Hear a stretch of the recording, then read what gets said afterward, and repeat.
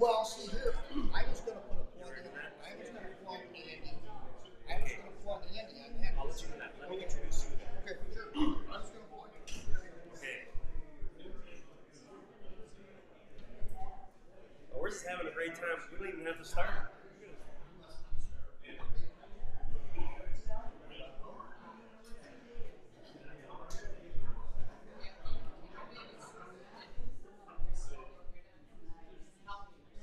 Okay. Well, welcome everybody to I think this is our fourth presentation of the summer. My name is Steve Myers. I'm with the Cedarville Area Historical Society. And some of you I haven't seen before, which is pretty awesome. Glad you're here tonight. And I hope you enjoy the show, the presentation. Tonight we have a special presentation from an expert in the subject.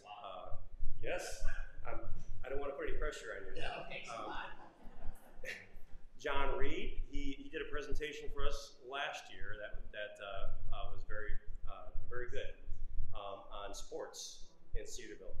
And actually, if you want to watch it, you can go to our webpage and click on YouTube or Facebook below and look at videos, and you'll see all the history of the streams. We're live streaming right now. Hello, everybody. So, so yes. So that's good. Technology is here. We've got John set up with. He's never used a Mac before, so I've learned a few things. he's quick. He's a quick learner. He's a quick learner. I'm impressed. So he's going to come up here and he's going to tell about some things that are coming up. I don't want to steal his thunder, but remember at the end of the presentation, we have refreshments next door. So we usually hang out, talk, and have little side conversations, and just have a good time. So with that, enjoy yourself, John. Thank you. By the way, the chow mix and the M&Ms are good because I've already tested them, so they have. So thank you, Steve. I'm going to stick this right here. As Steve said, I'm John Reed, and I'm a lifelong resident of Cedarville. I don't know if a lot of people like to hear that, but first of all, I want to thank Wendy Bay-Gilpin for asking me to make a fool for myself for the second year in a row by up here for speaking. But I want to thank Steve. Steve obviously is the president of the Cedarville Area Historical Society. He's also the commander of the Cedarville American Legion, and he's the guy who taught me how to hopefully use this computer correctly tonight with my little pointer and my little clicker so I can do this and make the presentation go much smoother. So I do want to also thank my great uncle Clyde Kaiser. Some of the old folks here remember Clyde. He was my mom's uncle. Clyde was kind of the resident Cedarville historian. He wrote a 2-page paper on the history of gas stations in Cedarville. I think he's written some stuff on grocery stores and other businesses, 2 or 3 pages. And I knew a lot of it, but it kind of gave me a nice refresher on some of the dates and things like that. So I want to thank Clyde. He is gone, but he did a lot of things for Cedarville, helped when the museum and the Historical Society started many, many years ago. So I do have to say that. And I also want to thank, I'm hoping that we have a guy online, Gary Butch Wagner. He grew up, if you go down to the bottom of the hill, take a right, the second house, in fact, where Jim Bade lived. And Butch lives in Oshkosh, Wisconsin right now. And I call him and I get a little background information from him. And he claims that on your website, Steve, that you say I'm making the presentation, and Butch says John just calls him and gets all the information from Butch. So I've got to give Butch his props on that. So let me just say that. Also, I want to mention, and sitting back there, Andy Dvorak, would you raise your hand back there? Andy was the professor of history at Highland Community College for many, many years, his doctorate in history. On September 17th at 7 o'clock, he's going to be here talking about Lost Lake, the Russian community east, about 8 miles east of Cedarville, on Cedarville Road. We've all gone by it, called it Lost Lake, and he's going to give probably a better presentation than what I'm going to give tonight. So make sure you get here on the 17th of September to hear Andy speak. You know a lot more about Cedarville service stations than I do about Lost Lake. Well, I'm sure, though, I know what he did for a living is he researched history, so I'm sure it'll be a good one. So September 17th, Andy will be here. I also want to just mention quick, we talked about this last time. We have, through Steve knowing someone, and I still don't know quite how he did it, we have the complete archives of the Freeport Journal-Standard in the other room on Microsoft. So Steve's got a viewer out here, and hopefully someday he'd like to get it digitized. So if you enjoy old history, you want to find out about your family or Cedarville history, you don't have to go to the Freeport Library. Eventually, hopefully, we're going to get it to where you can come here and research. So it's a great resource for the village of Cedarville and the Cedarville Area Historical Society. So I got to mention that. So I want to say 1848 is the first issue. 1848 to what? 2000? The last issue, I think it's 2001 or something. Okay, so pretty good resource for us here. So I did want to mention that, and also I'm going to say one more thing, and then we'll start. I said this last time at our last presentation. I don't know if I have them here. I have a bunch of pictures, and we're going to show them tonight. And you can't see this, but my point is you'll get to see this soon enough. Everybody says my kids don't want their pictures, right? They don't want those old pictures. Well, do what I talked about last year, and I've made the same mistake. I'm starting to do more. Turn this thing around and label it. Tell them what it is, maybe what year it is, or some year. You'll be surprised. Your kids will say, geez, that's Uncle Leroy. Dad said he was a crazy guy, but that really is Uncle Leroy. If he doesn't know that, he's going to throw it in the trash. So label your pictures. All right. I'm going to start with the cast of characters here. John? Yes, sir. Would you let them know that are watching if they have a question? Oh, gosh, darn it, good. We talked about this too. Yeah. We're going to hold our questions and comments to the end, please. Same thing, and Steve's got, hopefully if you're listening on Facebook, you should have an area where you can type in a question or comment. No problem, I might be able to talk a little bit about your comments, but wait till the end. You'll get me off track. I'm not the brightest guy in the world. If I get off track, we're in trouble. So I just wanted to start here. The cast of characters. This is my grandfather, Donald Reed, and my grandmother, Ruth Reed. He's the guy that started a Reed service. So when I talk about these two, I thought this was a nice picture, but my grandma always talked about our service station, gas station. It was always the oil station that she was going to. For whatever reasons, that's what she said. So that's the first cast of characters. This is my dad, Gene Reed, my mother, Mary Reed. This had to be about 2014 or 13. It's also a nice picture of the inside of our shop. On the east wall in the office, we've always had stuff, supplies, parts, things like that stored in the back. We'll talk about that a little more, but this is my dad, Gene, and mother, Mary, and they were obviously instrumental in Reed's service and Reed's gas station. So we kind of want to start a little bit at the beginning, but then I'm going to go backwards.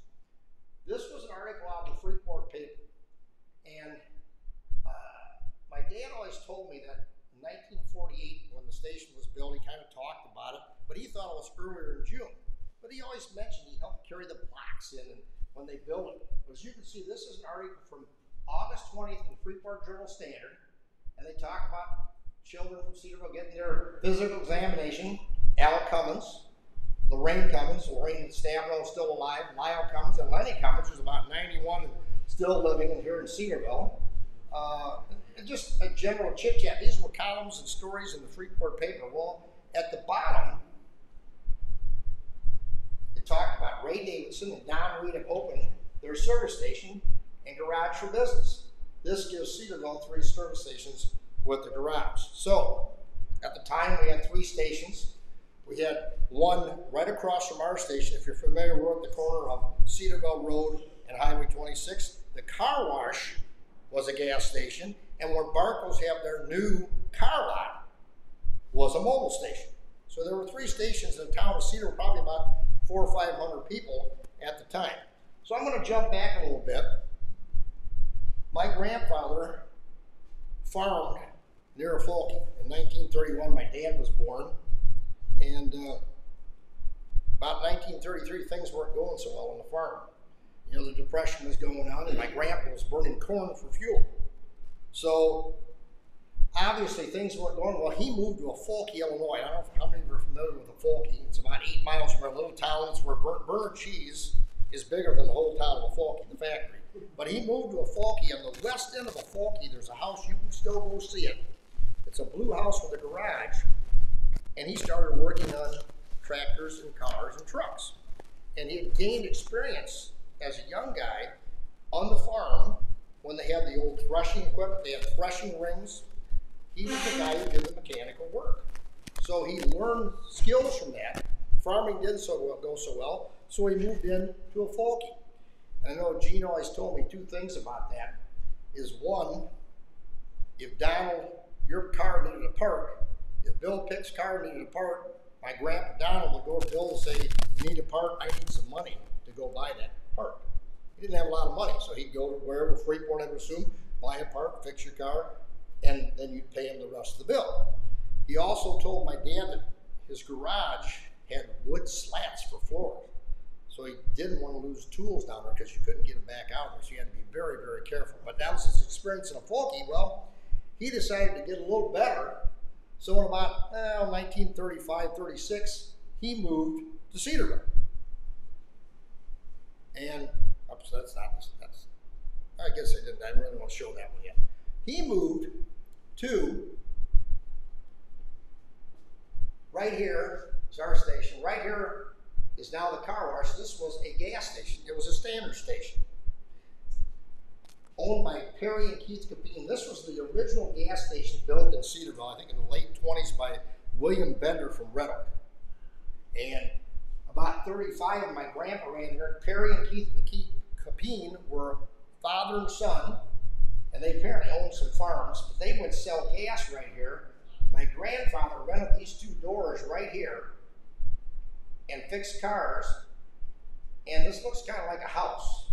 It was. My grandparents and my dad and my aunt, Donna Underseat, lived in the back of that station for about 3 or 4 years.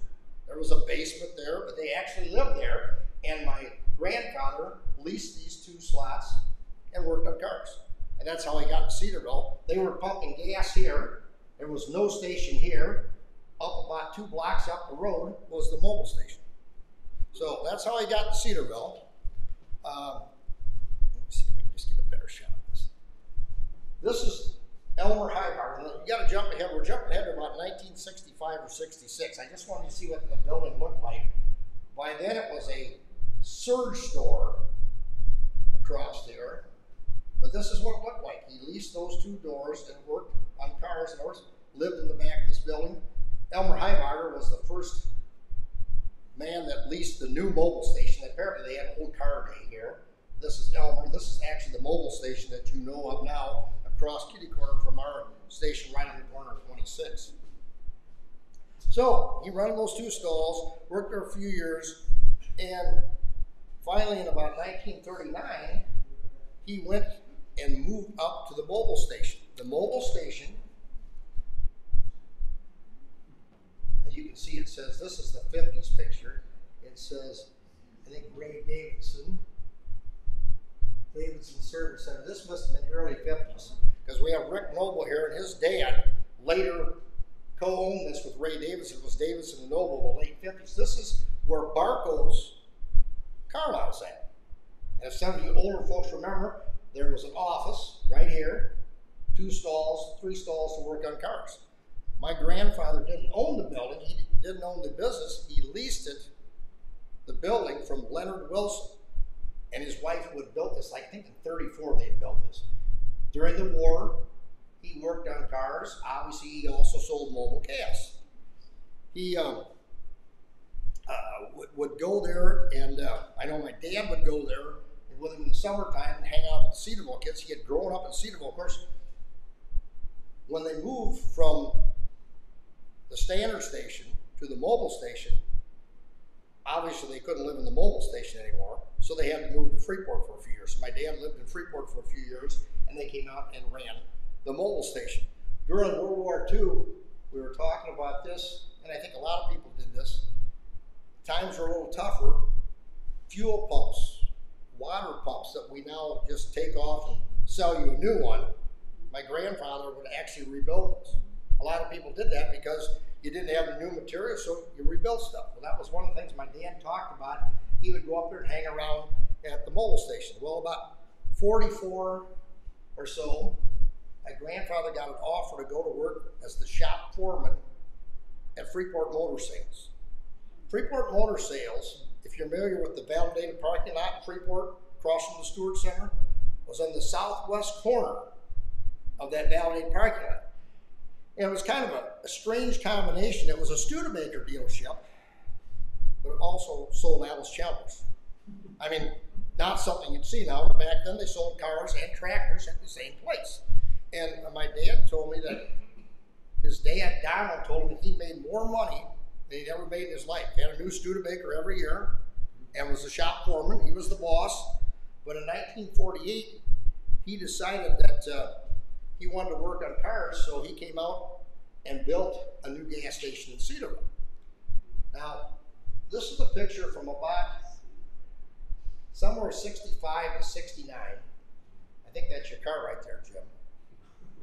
By the way, I did fail to miss. Jim, would you stand up for a minute? I need Jim to stand up here. This is the other cast of character. I don't know if you get him, Steve. Jim Barmore worked for my grandpa and my dad for 49 years.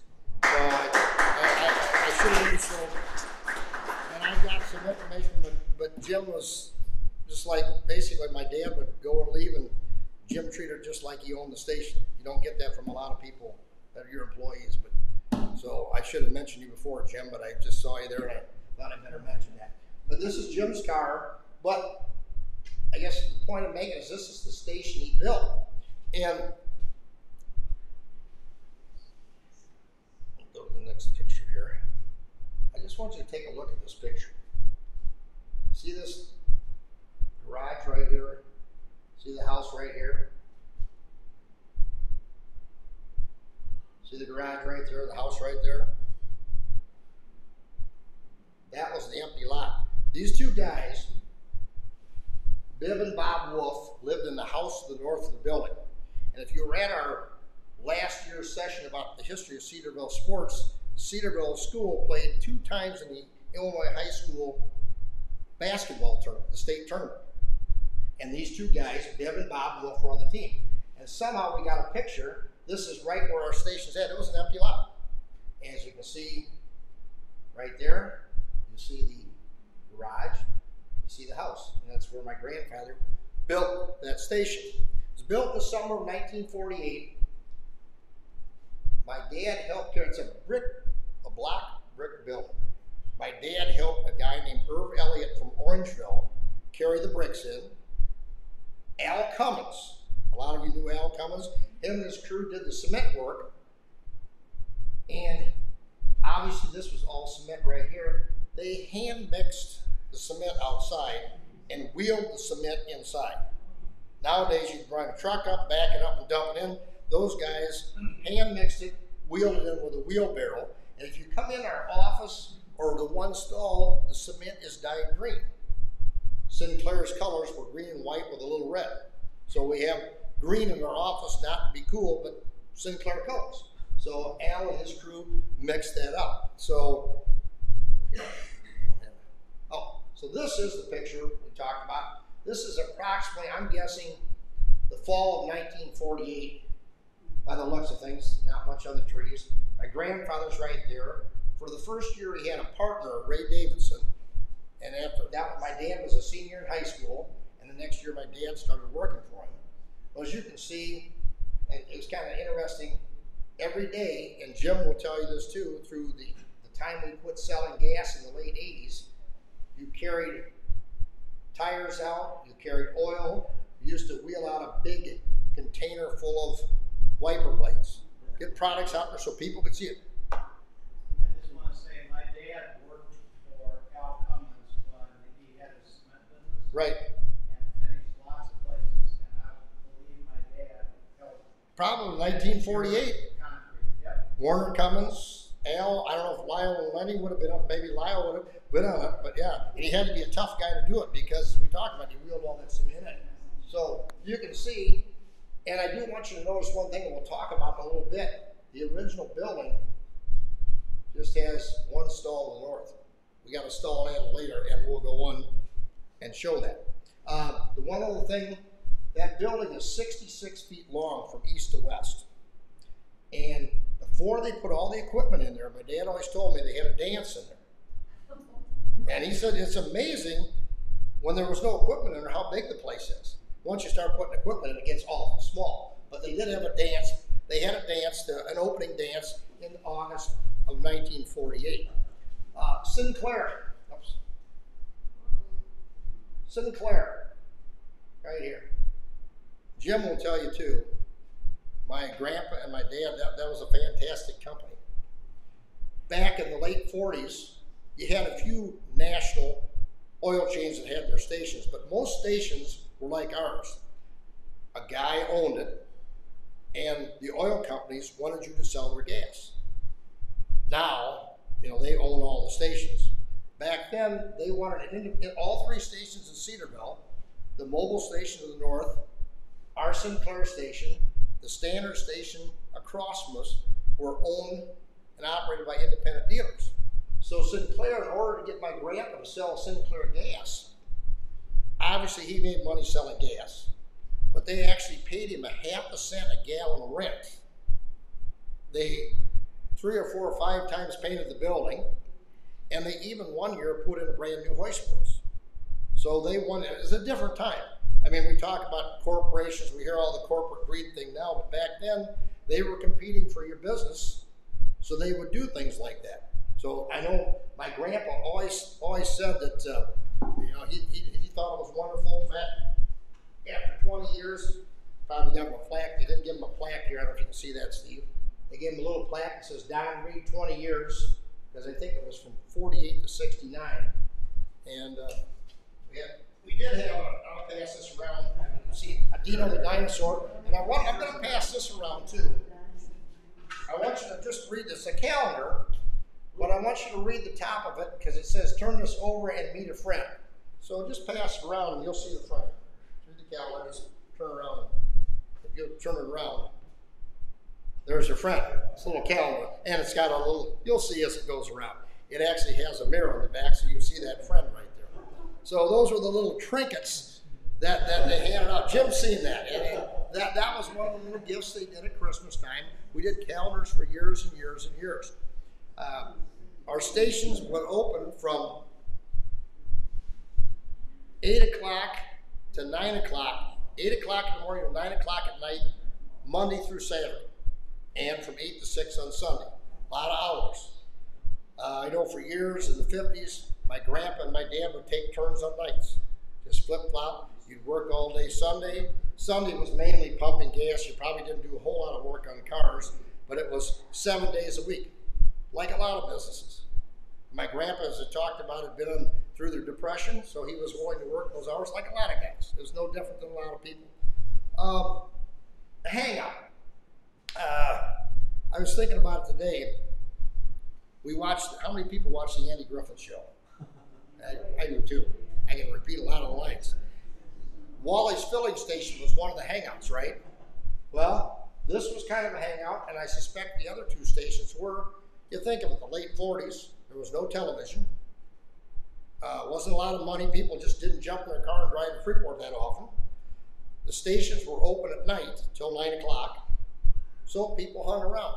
They came down at night, or they got the car fixed, but they came in, they got gas, but at night they'd come down and just kind of hang around. I think it was kind of typical of a lot of gas stations. In the 50s, right in this, I don't have to go over here, I've got this fancy pointer, I'm sorry. Over in this corner inside, right in here, apparently we had a pinball machine. And it was pretty good because it paid for the utilities. But at 9 o'clock, when my dad or my grandpa wanted to go home after being there from 8 o'clock in the morning, you had to battle to kick some of the guys out. Some of the names from the 50s, Harlan Ruthane, would have been Dick Ruthane's brother, Ron Cox. Butch Wagner even says he took a turn at it in the late 50s. But they did have to kick guys out, and they had a pinball machine there. So gambling even then was a good deal, but they didn't make any money on the gambling. In the 50s through the 80s, inside, when I was there, and even before that, in the corner, we had a 7-Up bottle pop machine. I think when I started there, it was like a dime for a bottle of pop. And you had a rack on the side. You took the empties out and you stacked them out back, and the kids would go out and steal them and bring them in and get a 5-cent deposit on the little rascals. Darn those kids, but you know, they would do that all the time. We had an ice cream freezer right about this window right here that was stocked by Union Dairy. Ran around every week, had ice cream in there. Later we had like Tombstone pizza and things like that. Had a coffee machine in there. In fact, I got to tell one story, and I'm not going to mention the names. Jim and I talked about this the other day. We had an older guy in Cedarville, through probably I'd say the mid-70s, the novelties from Union Dairy, the ice cream bars, the newlyweds, the fudge bars, the popsicles weren't sealed on the bottom. They just had a cover over. You just pulled the cover off, right? We had one crusty Cedarvilleite.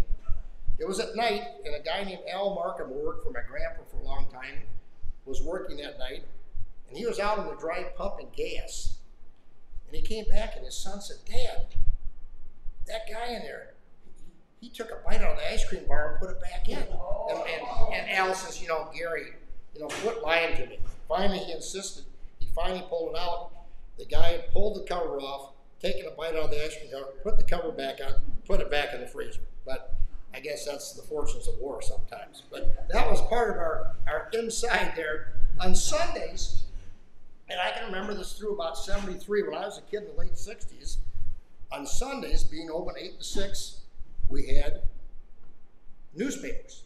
Back then, a lot of people got the Freeport Journal-Standard, which was 6 days a week in the afternoon, when I thought it was a much better paper, but that's my editorial comment. But on Sunday, we had in the station the Rockford Register-Star, the Chicago Tribune, Sun-Times, Daily News, and the Milwaukee Journal. And people would come down before church, after church, or not going to church, buy the Sunday paper, maybe buy ice cream in the summertime. In fact, I can recall the papers that weren't sold. My mother would have to cut off the front page, the name of the paper, and the date, and that's how you got your money back from the supplier. I don't even know where. I don't know, Jim, do you know where they would have gotten those papers from? I guess from somebody in Freeport, maybe? Yeah, I don't know, but we would get money back for the papers not sold. But that was kind of a crazy time sometimes on Sunday morning, people bouncing in and out and coming down there just kind of hanging around. We had a candy counter, kind of a glass candy counter, this wide. Just about any candy bar you could think of. Had all the good ones, Snickers, Musketeers, Almond Joy, Mounds, the vanilla and maple buns, and Butterfingers, Baby. You just go through and name all the candy bars from the 60s and 70s are there. We had chewing gum, we had chewing tobacco, we had snuff, and behind us, there was a nice rack my grandfather made of wood. It was set at an angle. You had cigarettes. We sold cigarettes. I'm sure now we wouldn't have, but that's the way it is. Yes? I came up there as a kid and used to buy those candy buns. The buns, maple, they were maple and vanilla. Yeah, maple was yellow and vanilla was red, I think. Was that, or was it the other way around? They had different wrappers in them. And I got to mention, Butch Wagner said he was going to be watching tonight or listening tonight, said his job on Sunday was to go down and get the Milwaukee Journal every week. People came and got papers. In fact, they even asked you to save papers for them. So Butch Wagner says thumbs up.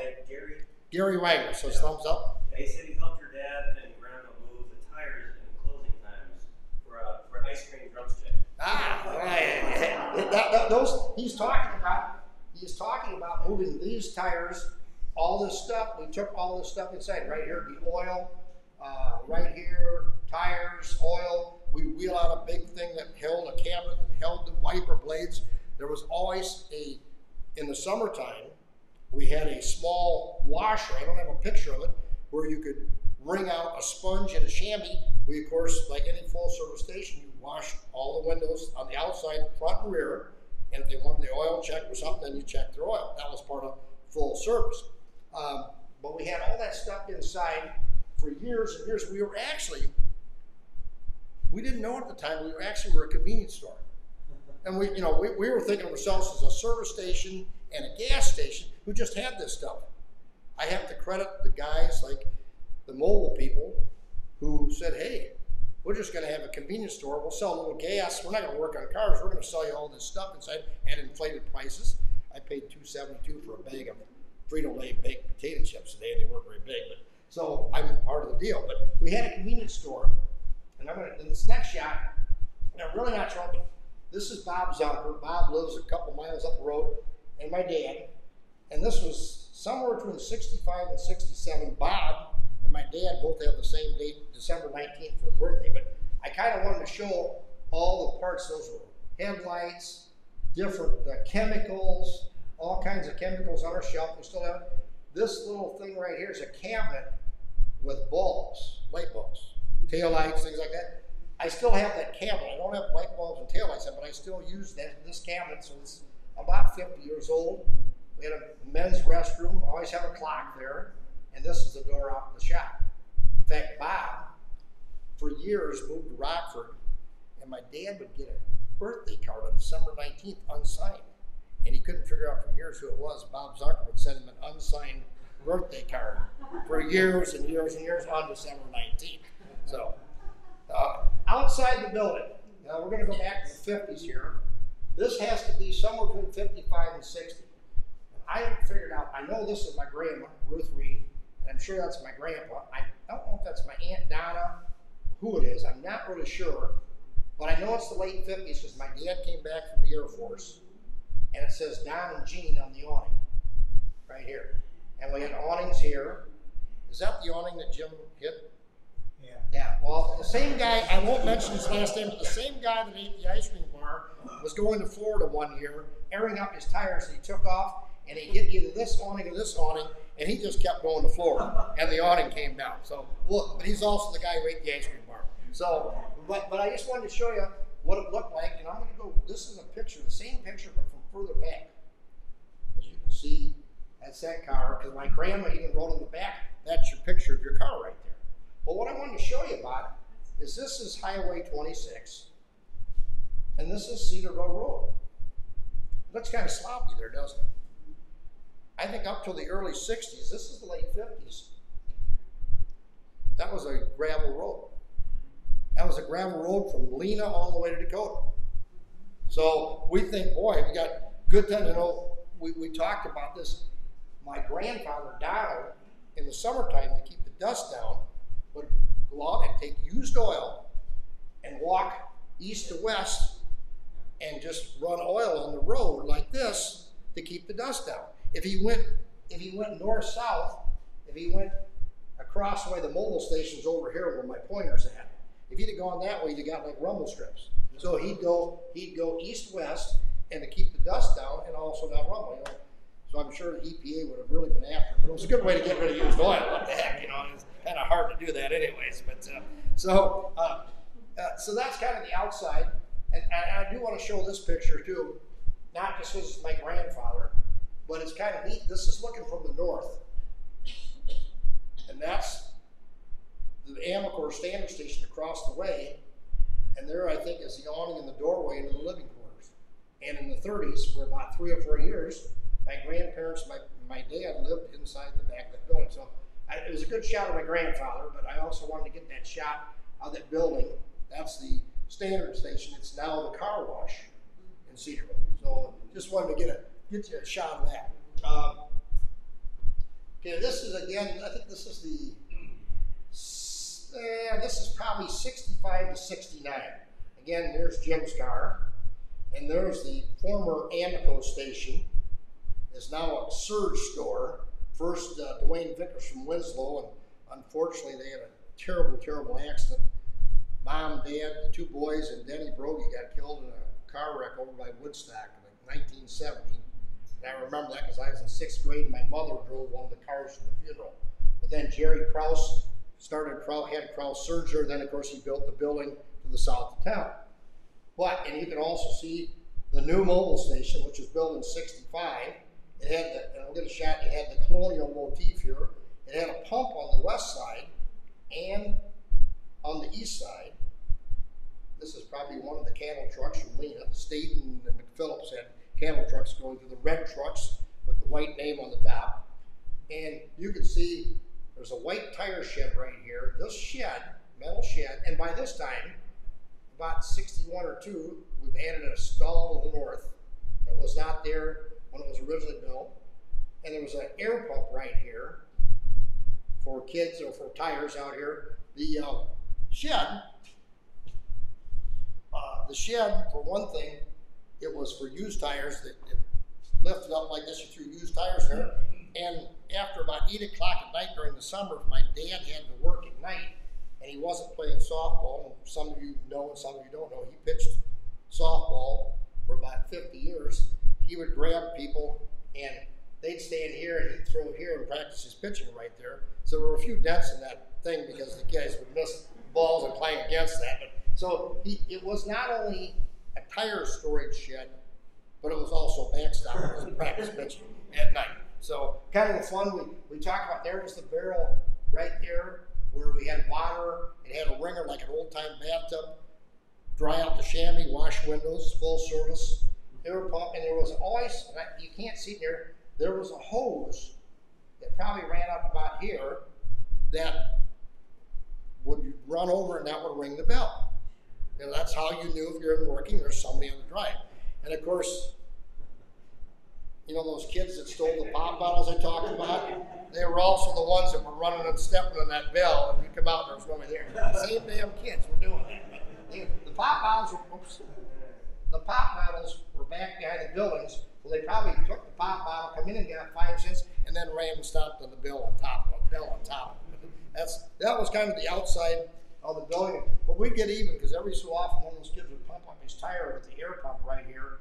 And it was one of those that you dialed up the amount, and they dialed real high, and you'd go and ding, and you hear the tire pop. So I guess we get even with those darn kids. So as we talk about the early '60s, we added this stall right here to the north. And it's been a good storage shed. I think there for a while, Gene had his '39 Ford stored in there for a long time. Finally got that out of there. This is a picture from, again, the late '60s. You can see, I think the air pump there, the white shed, Sinclair. I kind of remember the sign being up there. The clock, we had reeds. The awning has changed from what it was in the '50s. We still have 3 gas pumps out there, 1,000-gallon tanks. The 2 doors. I can't wait to, but that's just another shot I found from the winter time. In '65, as Rick Noble told us, his dad was with Ray Davidson and Davidson and Noble in the '50s at the Mobil station. Kind of funny story I was telling him. My dad came back from the Air Force in December of '55 and started working again at the station. And in '56 and '57, Cedarville had a softball team that played in the Freeport League. And my dad was working at Reed's, but he played for Davidson Noble softball team because they sponsored the team. So, so in '65, Mobil bought the land. I can just barely remember there was a big house that was on the corner lot, and that got torn down. Or I think maybe moved. It moved, Jim, or did it get torn down? Okay, they tore it down, and they built the new Mobil station. You can see they had the colonial motif. This was owned by Kelly Williamson. In fact, they owned the building up where Barkles are now. I talked to Jim Barkle the other day. Of course, in the mid-'50s, his dad, John, started his car lot at that Mobil station. He put 3 or 4 cars to the north out, and that's how he started Barkles. Well, in '65, they bought the old Mobil station, turned it into their car lot. They had 2 service bays. And because they bought it from a guy named George Rollinger, was the representative for Kelly Williamson. He lived in Cedarville in the Grove. In fact, I think he lived in the house that Jay Ryan now lives in and runs his gun shop out of. And that's where George Rollinger lived. But Mobil moved down here. As I mentioned, Elmer Highbarger was the first guy. They had 3 stalls, 3 bays, and they had their office right here. Well, you know now, obviously, in '84, they converted that into a convenience store. I think it was July 4th of '84 is when they opened that. So they ran that for about 18 and a half years or so as just a regular gas station. Kelly Williamson from Rockford owned it. Remember Walt Williamson owned the wagon wheel in Rockton years ago? That was the Williamson of Kelly Williamson. So I had a chance to talk to him. In 1970, our station, we went from Sinclair to Arco. Now this is a radio. I don't have any batteries in it, but it's a gift from Arco. And the reason we went to Arco, Atlantic Richfield Company, apparently in late 60s, early 70s, Sinclair and Arco made an agreement. Sinclair moved west of the Mississippi, Arco took east. So we, by default, became an Arco station. Same oil distributor, Don Kraft drove a truck out of Henderson Road in Freeport, delivered gas to us, but they just switched. It kind of was too bad. Probably was the start of the big, more corporate as far as the gas stations, but unfortunately we lost our Sinclair station, became an Arco station. But that worked out pretty well. As I talked about our hours, we sold gas till 9 o'clock at night. In 1973, if you remember, OPEC, the oil embargo, like my dad said, the best thing that happened. We shut down at 6 o'clock. We quit selling at night. And we talked about during that time, Jim and I were talking about, you remember gas? How many of you remember gas lines in cars? Yep. You got in line, you had to wait. They would only give, we'd tell our customers we'll sell you 5 gallons. Something like that. We'd tell our really good customers, go around the block and come back. But the point is you'd limit it because you had a limited supply. And that was during that. So one of the good things about it is we closed at night and quit selling gas at night. We had lots of employees over the years. I had a whole list made up, but I didn't want to miss people. I mentioned Al Markham. Jim worked there for 49 years. I've been there for, darn near 50, I didn't use the word work. I've been there for about 50 years. Jim actually worked. But one of our employees that some of the older people remember, and he was kind of a part-time employee, was a guy named Felix Dassing. And Felix lived in the house just to the north of our station. It's still there. And I'm not even sure how he started working there, but he was, God, he had to be in his 70s, late 70s, and he kind of ran the office. He took care of all the stuff. We talked about the candy, the cigarettes, all that stuff. He even wanted to add like fishing rods, and he had gloves. The thing is, he was a pretty good salesman, but he'd go out and pump gas once in a while. But Felix was the guy who lived next door. He sold night crawlers on the side, but he would come over. I know one night he had worked on cars, I guess, years ago, and he wanted to see how my dad took a transmission out of a truck. Well, they were doing it on jack stands, so Felix had to be about 75 or 80. He got right down the creeper and rolled right down there and wanted to see what it was like, and so give him credit. And he was a pretty good worker, wasn't he, Jim? He was a kind of a tough old guy is what he was, but a good guy. So Felix was there. In the mid-70s, for some reason, Arco went out and we became a Sunoco station. Then Marathon for a few months in the very early 80s. I think we got one credit card in a month, and my dad said we're going to switch. We went to Amico from 81 to 89. In the late 80s, in fact, December of 89, we quit selling gas. I mean, we got to where we should have stopped about July 5th of 84 when Mobile went to a convenience store, because we were kind of spinning our wheels on gas. We were a service station, you know, and the gasoline became non-productive. In 2008, we had a fire. Unfortunately, we were out for 8 weeks. So I guess I had this picture up here. We have to determine who this is. This is the back. I think that might be my dad. When I was working in a car, we were taking an engine out in the back stall. We did all kind of stuff. That's Jim right there. That's 2008. We spent about 8 weeks trying to get things back in shape in the fire. As it turned out, it wasn't as bad. I mean, it wasn't fun, but we were fortunate because our building is block and it's a wood roof. If we'd had a metal roof, it was hot enough in there, it probably would have collapsed the roof.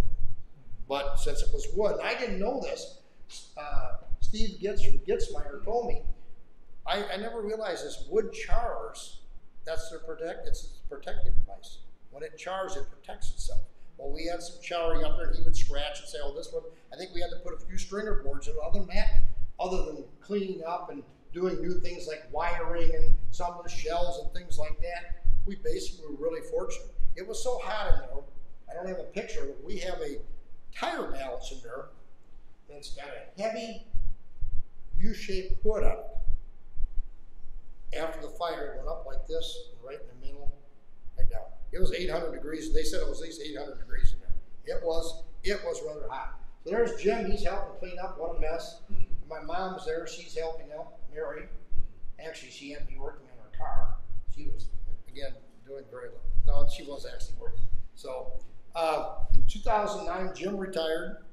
2024, this is our 76th year. I do have a few tidbits before I finish. Tidbits, or in the newspapers, they call them dots and dashes. One of them is, in 1958, Ford Motor Company had a little paper, a little magazine they put out, and that, by the way, that's my grandfather, and that's a fellow named John Rust. He's the salesman from Myers Ford. Back in the old days, salesmen from parts stores and Myers Ford, but all the parts stores in Freeport would come out once a week.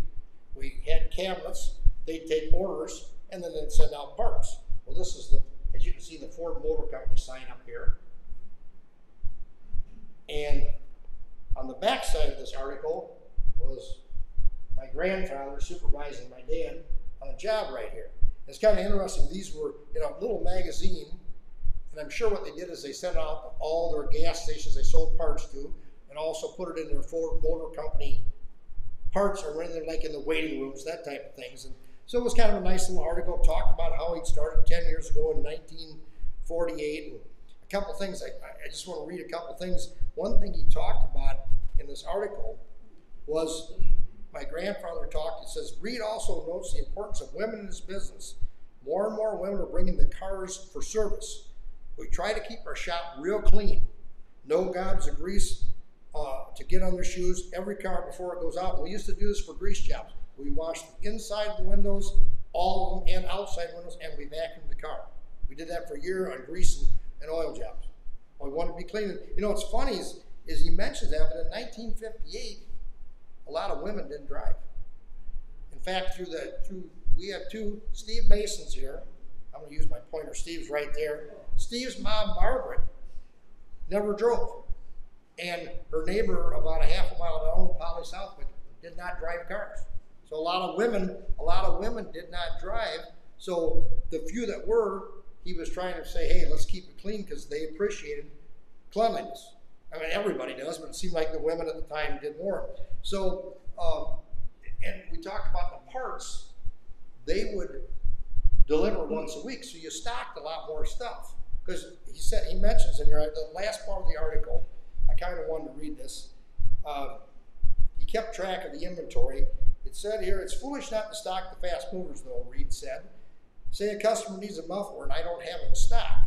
He isn't going to wait while I drive to the dealer and get it. He'll go to some other garage, so we stock all the fast movers. And that's true, because back then they delivered once a week. Now, I get delivery from some of those places 3 times a day. I don't have to stock stuff. I can look on their website, order the stuff myself. That's how it's advanced. I don't have to call up on the phone and say what part is what. I can look right there, and they deliver it within 3 days. So it's a heck of a deal. But the one thing I do like what he said in the last paragraph, and I'm going to read this, and I kind of, he said this, and my dad agreed with it, my mom agreed with it, and I agree with it. He says, but don't let interest eat you eat up your profits. Pay cash for everything. I take the discount on all bills. That's 2% saving on each item pays for my vacation each year. We used to pay 2% by the 10th of the month, and you paid full by the 30th. So I personally think that's good advice. I like that cash. I know some people can't do that, but the idea is if you can get that interest and pay it off, you're in good shape. So that's one of the things I learned from it. A couple little tidbits. I don't have any pictures, but we used to have, in the 50s, at the old community house, Sinclair would put on product shows. They'd have cartoons for the kids, free hot dogs, things like that, have a guy from the company speak. I can't find the pictures, but it was something to do. Even in the 50s, television didn't hold to appeal to a lot of people the way it does now. People would come to the community house, if nothing more than to get together. They maybe didn't even care whether they bought it Sinclair or Reed's. They got a free hot dog and they had something to do. So we did a lot of that. We had, starting in sometime in the late 60s, a couple customers, Charlie Dimmick, who lived at the very top of the hill growing out of Cedarville, where Doug Brogy lives now, and Tom Enningal, who lived in the Jane Addams house, owned E&W Clothing in Freeport. One Christmas Eve, I think they each brought a bottle of booze in. And now, I think, is that what we call bottles of booze? Yeah, they brought bottles of booze in. And that started to where we had a Christmas party. My mom would bring stuff up starting at noon on Christmas Eve. And we'd have food and drink, and it would go to about 6 o'clock. And it probably went on for a good 10 to 15 years. In fact, one year, 2 of our customers brought their guitars in and were actually playing music in there. It wasn't real good, but it was music. So, and if you had a few drinks, you know what the heck. Finally, our insurance man suggested that it probably is not a good idea. But we had Christmas parties, unofficial. We actually did have kind of an official. Anybody who stopped in, one guest was welcome to come in. We didn't send invitations. If you came in that day, come on back, have a bite to eat. We had loafers. Let's face it, we talked about at stations like this, we had loafers over the years. Guys just hung around for something to do. At night, even during the day, in the 80s when I started working there full time, Bob Wagner, Bill Labord, Clarence Boring, Bob would come in the morning for 2 or 3 hours and come back in the afternoon. They just hung around, sat in the office, talked to people as they came in. Nobody thought anything about it. Then later, that was a story in the Journal Standard. That's my dad again. This is the loafers in the 90s and 2000s. Now, actually, he wasn't loafing. He was just taking a break. These guys were all loafing right here. This is Jim. Arlen Bender from Red Oak, who spent a lot of time in the 40s. He would walk from Red Oak with his friend Louis. Was it Louis Cheyenne or Joe Cheyenne? Yeah, they would walk from Red Oak for something to do at night. Lyle Cummins, his dad Al's the guy who did the cement work. He grew up on Mill Street right next to my dad, Gene. And this is Dick Ruthane. His brother Harlan was the pinball wizard who didn't want to get off the pinball machine. Their dad, Richard Sr., for a number of years, taught here at school. Then I think he later got a job at a company in Freeport, but he taught school here for a while. But these were the loafers for about 10 or 15 years. These 4, this guy was working. I think I was, and somewhere over here, on the other side, that would have been Quentin Howarth. And Quentin was important because he brought the cupcakes. So he was an important guy to have. These were our loafers. So I'm just about at the end, and I got to show one more picture. Unfortunately, Cody Grove, who lives right south of Jim on the other side of the telephone, he's got the house with the brick house and is working on the yard. His wife's going to have a baby on Friday, I think. So he's probably not, he's why he's not here, but he knew my dad later in life, and he wanted a picture of my dad with a pipe, because that's how he remembered it. My dad smoked cigarettes for years, then went to a pipe. You kind of see a pipe right here in his hand, but I got one more shot. This is an early one, and there's the pipe. So if Cody was here, I had it all prepared for him with the pipe shot right here. He's in the, and I'll mention, back in the 50s and 60s, all the guys wore coveralls. I keep wanting to say overalls, but Jim reminded me it's coveralls. And that was warmth and also kept your clothes clean. You can see in a lot of those pictures, they had coveralls on them. So that's about all I have to say about Reed Service, and I'm sure some of you are probably glad. Are there any questions or comments? Do you have any remembrances, if you want to, anything you remember from, do we have anything online? Oh, yeah. Okay, let's start with the online, and if you guys think of any questions or comments, let me have them. Let's go with the online stuff first. Well, Heidi Fager Benedum is the... That would be Bob Wagner's granddaughter. Yeah, she says, never missed a visit to Reed's when staying with my grandparents. Yep. Bob and Ruth Wagner. Yes, Bob and Ruth. On school breaks. And for some reason, they got to help stock the candy counter. Well, it's funny, speaking of Bob, we plowed snow for years. We had an old Willys Jeep. Then my dad bought a new Blazer in '73. And he plowed snow, but then the driveways in Cedarville, the short driveways, he would get motion sickness. He would do the farm drives. My mom did all the other plowing, but on the farm drives, the farm lanes, Bob, Heidi's grandfather, would ride along, and occasionally they'd get enough snow under the truck that the wheels were off the ground. So Bob and my dad would have to each get out and have to shovel the snow out so they could get the wheels back in the ground so they could keep plowing. But Bob, that's how she got the stock, because Bob hung around there. He was one of the guys that hung around for years. So. Did your mom ever fill in and help out at the station? She did absolutely nothing. She drove me. No, she did. She did. In fact, to be honest with you, I've got to be honest. I think a few times we were open at 7:30, and I think Gina and I might have been still sleeping, and she would get up there and open up and pump gas. So yes, she plowed snow, and she'd get up there and open up. And if we had to go play ball at night, she might close down too. And there was a reason for her to hang around. Well, Butch said Mary did the books for the station. She did all the book work. You know, and you don't think about that, but by doing that, she saved us a lot of money. And back up until '89, we had a lot of charge accounts, and every month she sent out bills, and she would have a big table, this long from the edge here, this wide. She'd have bills for each day because there were a lot of gas charges. So she said yes, so she took care of that. She did the payroll. The only thing she didn't do the final taxes. She would take that in the account. She did the payroll, the billing, pay the bills, all that. Yes, so she did. Yeah, I mean, she did all that. Yes, I kidded, but she also came up and opened up occasionally when Gene and I didn't get out of bed, and she plowed snow. So she did do a lot. I gotta say, you know, and it's valuable. It saved you a lot of money, and so yes, she did do a few things. Douglas Lincoln. I remember a lot of that stuff as I was growing up. Nice. His dad lived north. They lived north of town on a farm on Angle Road or Elm. Elm on Elm Road. One of the two roads north of Cedarville. There's two roads just across the bridge.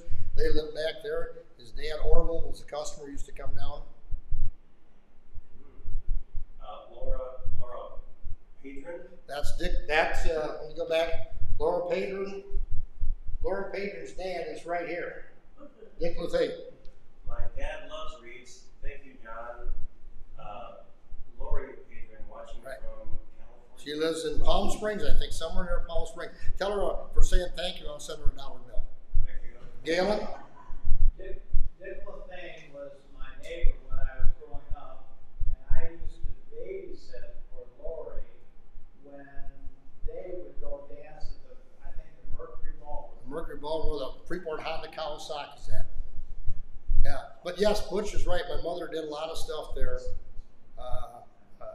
As far as, I mean, she didn't work on the cars or anything like that, but it was like there, when she was out plowing snow, we could be working.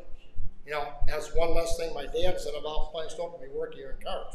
So that was, you know, she was, and I gotta say, I hate to admit this, but she was pretty good at plowing. She could get things plowed up pretty good. Yes, Kim? And did you say Clyde Kaiser was your? Clyde Kaiser was my mother's uncle, so he'd been my great uncle. He was. I went to Sunday school for a couple of years, and I remember going to Clyde Kaiser's house and making taffy. Okay. Yeah. When I was a kid. He grew up on a farm on Henderson Road.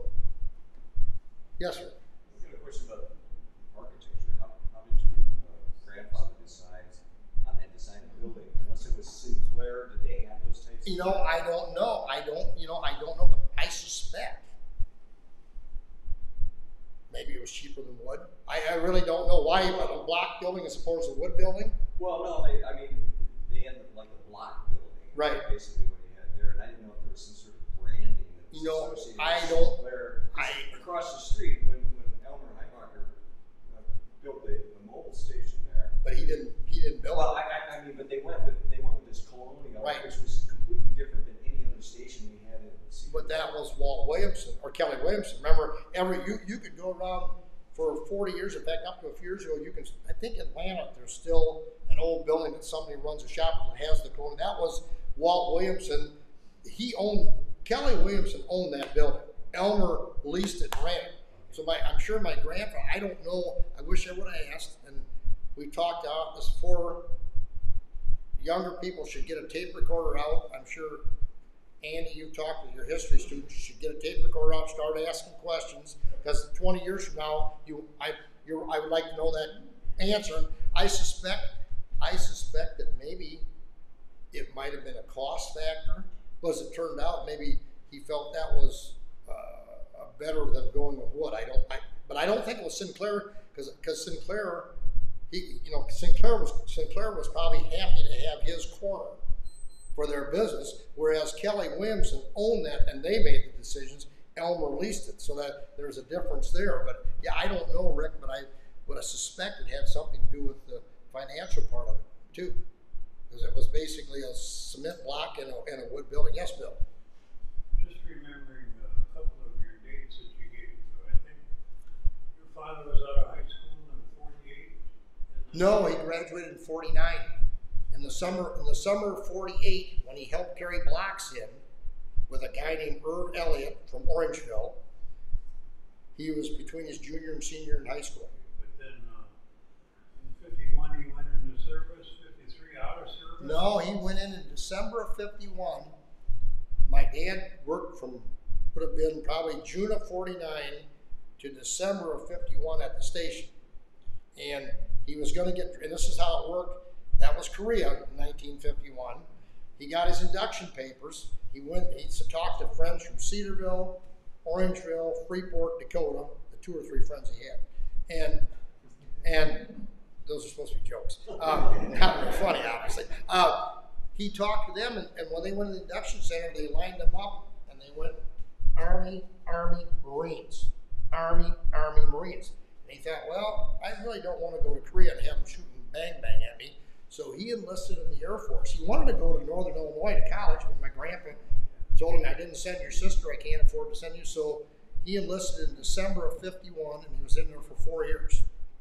So leading to the question, in talking to your father, I would understand that he overhauled engines, he overhauled transmissions. Everything. Where did he get the experience to? Well, it's funny you asked that. In this article from 1958, it says here, Donald Reed talking, I will not hire an experienced mechanic.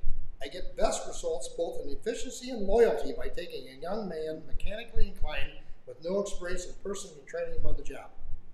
Now, my dad probably fiddled around with it. He started working there. When he was in the Air Force, he tested out well in math. The last 2 years he was in the Air Force, he was in charge of a radar shop on Otis Air Force Base in Falmouth, in Cape Cod. It was kind of neat. We talked about this. He had a 9-month electronic fundamental course in Denver in the Air Force. So for 2 years, he ran a radar shop. So he had electrical training, which was good for automobiles in the 50s and 60s, but as he got into computers in the 80s and 90s, even better. And also, he didn't know at the time, but he got management training. He was in charge of 25 to 30 guys about his own age, but he had that half a stripe or whatever. I'm not an Army guy or Air Force guy, but you get that one more stripe, you're in charge. So he had to learn how to manage 30, 35 guys, many of whom were his friends. And so he got management training and electronics training, and then he came back. I know in the late 50s, the Lincoln Technical Institute, which I think is a nationwide schooling, put on a transmission class in Freeport. He went to that for like 10 weeks. I think just working on stuff. My grandfather, of course, we talked about, he had worked on threshing equipment on the farm.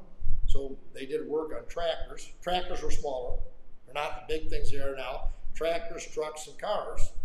In fact, we were talking about the day when they used to work on engines, they'd hone out a cylinder on a tractor and then they'd put a sleeve in it. My grandpa's trick, and I don't know if you remember this, Jim, my grandpa Donald's trick was he couldn't get the sleeve inside the cylinder. He'd take that sleeve and he'd put it in the ice cream freezer, let it cool just enough to shrink it, and then get on a piece of wood and pound it in. So I learned something about my dad, went to transmission school, and the electronic training he had from the Air Force obviously helped him then when he got into the computer stuff in the 80s and 90s and 2000s. That was right up his alley because he got that training compliments of the United States Air Force.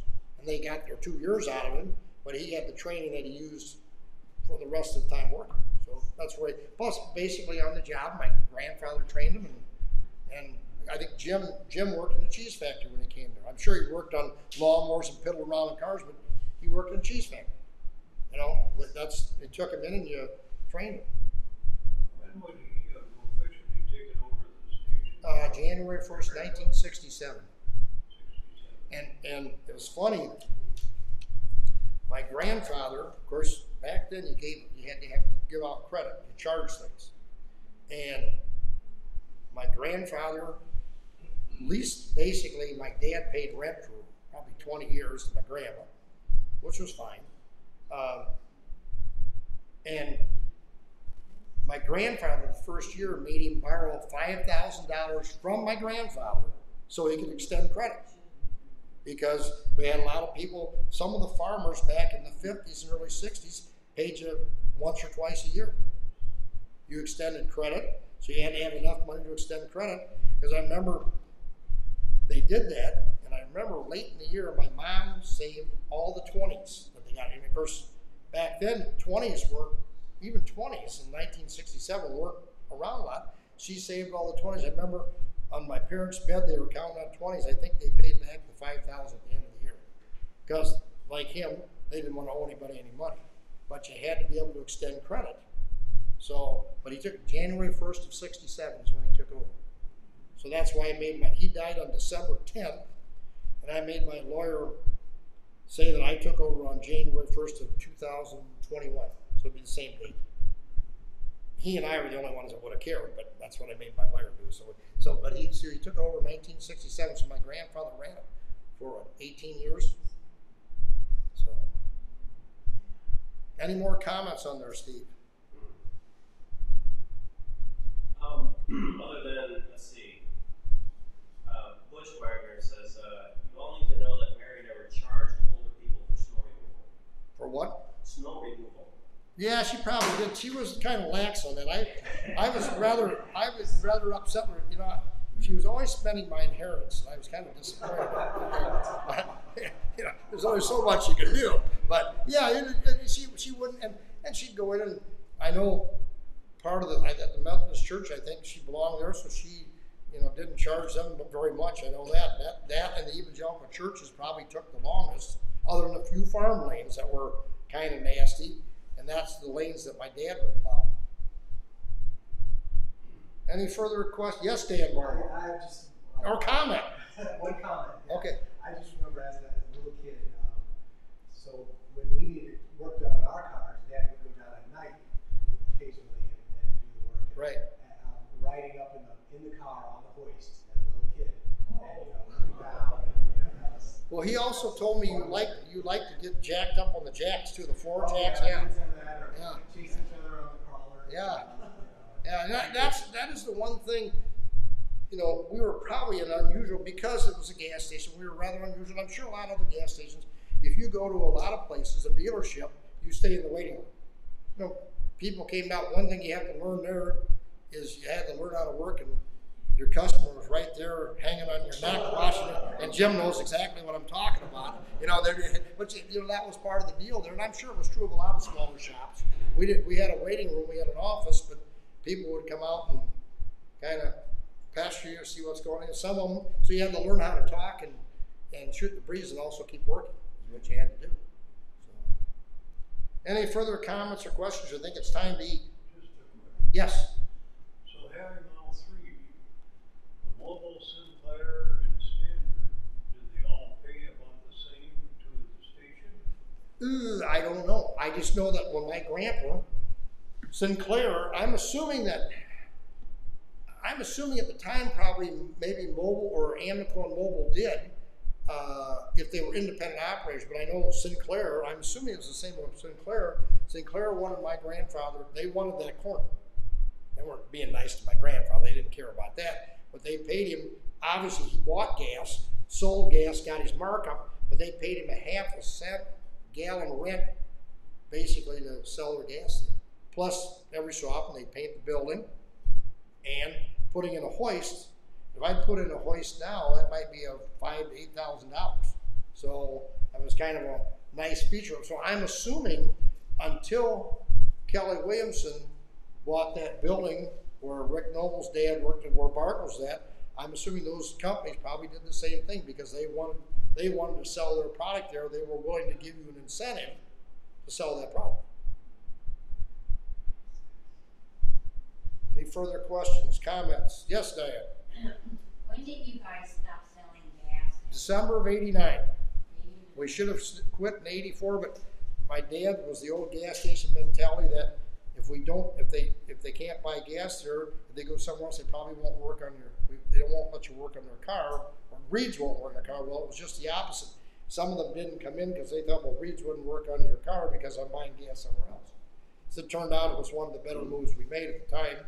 Gas was lucrative probably through the 70s, and then it got to where it wasn't quite as lucrative.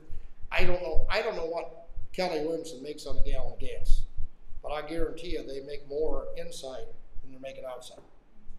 And I'm not knocking that. That's a good. I mean, you have to give Walt Williamson's grandson, that John Griffith, credit. He took all those mobile stations all over northern Illinois and turned them into convenience stores. I think they have 60, or they had 60 or 70 of them. And they still sell oil. In fact, there for a while in the 90s or 2000s, we bought oil for mobile in bulk for putting in oil changes. So they were still selling those products, but they were running those convenience stores and making a ton of money. So you have to credit that. One more. Yes. Which says, my kids still tell me to make Mary Reed's chocolate syrup for them. She made me help her make it. Mary Reed can make chocolate syrup, and I've got the recipe from Butch. I don't have the guts to try it yet. I've got to try it. She made chocolate syrup, homemade chocolate syrup, to put on vanilla ice cream. I got to say, I found out the last 7 or 8 years that cooking's not so easy. And so, I can do the basic stuff. I can get the meat, but the stuff like the chocolate syrup. And Butch came down. He was 10 years younger than my dad, and Butch would hang around and say he'd come down to our house. That was like I was just maybe 1 or 2, a little tiny kid. But yeah, Butch hung around with my dad and for a long, long time. But like a lot of guys, they came down to the station. That was a place in Cedarville you didn't get. I mean, we think nothing now of jumping our car and going to Freeport 2 or 3 times a day, driving to Rockford. You didn't do that back then. You know, I mean, going to some of those places was not as easy. Maybe you had 1 car. There were a lot of families in Cedarville that had 1 car. You know, you just didn't get in the car and go. So Butch and guys like that hung around. So the lowest price of gas you can remember? I remember 17 cents. You remember that, Jim? That's 17. When I started, it was 28. 20. You started in 59, correct? Jim started, so 23 cents. But you know, that's all relative because guys were making $1 a day. You know, I mean, it's kind of. I know we all get into that. Look at the price of this back then. You know, the guy was making 22 cents an hour. So it kind of.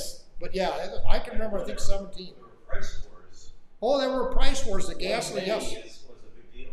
What's that? 1 penny. Yeah. Oh yes. Oh yeah. People would go around looking for 1 or 2 pennies if you lived in a town like Freeport. I don't understand that. I mean, you spend it in your gas driver, but you know, whatever excites you, I guess. I could never quite figure that one out. But you're right. Steve is right. They used to do gas wars, and people would line up and think they're getting something for nothing. I guess isn't it funny? I was going to talk about a little bit about but it's kind of funny. This whole thing right here drives a lot of things, doesn't it? Including our cuckoo clock. Anyways, so I'm going to make one more announcement, then we're going to go eat. Just a reminder, September 17th at 7 o'clock, Andy Dvorak's going to talk about Lost Lake, and I'm sure he won't stumble around the way I have. So, but he's going to give us a lesson about the Russians from Lost Lake. So, any more questions, comments?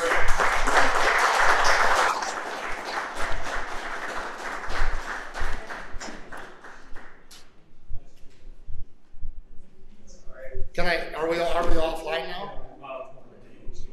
No, I can swear now. I didn't want to swear online. No, I just didn't. This isn't about Cedarville, but my daughter had 5th grade in Cedarville. Right. She was a Freeport kid. Right. And that's a year they mess stuff up and they have buses in there. But your mom and dad had a lot of things to say. That's Right. That's what I did. Yeah. And my daughter was a cheerleader. So were her green skirt. I've got pictures that. Do I have my calendar? Oh, no, Bill's got it. I've got to get out because the cheerleader started when I was in 5th or 6th grade. Sally was a cheerleader right there. So Sally was a cheerleader. But I got pictures of all of them, and I'd like to go through the late 70s. The last time we had that basketball was 76, 77. And I was coaching 4th grade because by that time I was know, maybe it was 78, but in that general area. But I've got pictures, but I've got most, I can identify all the players because I can look at the numbers and look at the score. It would have been